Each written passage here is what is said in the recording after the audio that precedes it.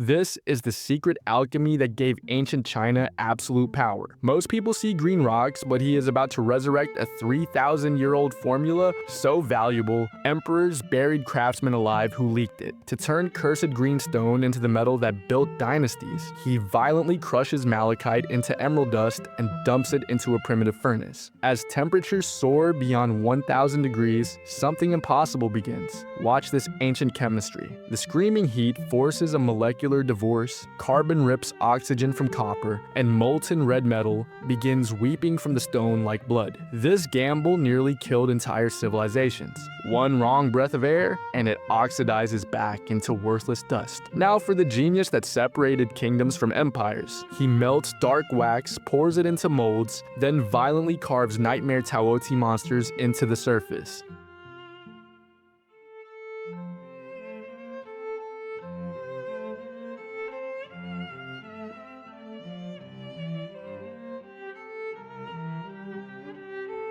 Ancient beast gods with devouring mouths meant to terrify enemies, every fang carved by hand. One slip ruins everything.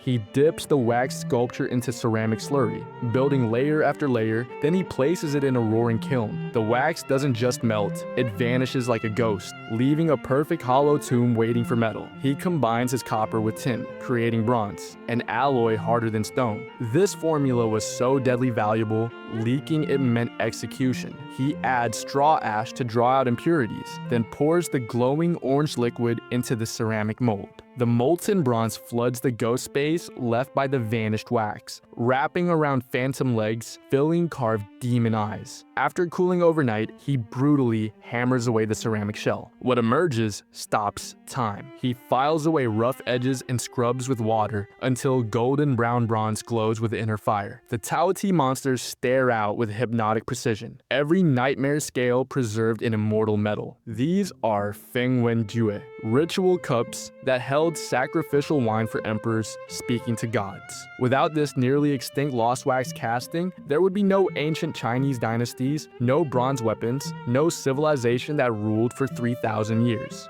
This is how they conquered metallurgy before modern science existed. Only a handful of masters still remember this forbidden formula. When they're gone, this 3,000-year conversation between fire and genius dies forever. Subscribe if you refuse to let sacred knowledge vanish into dust. Stand with us.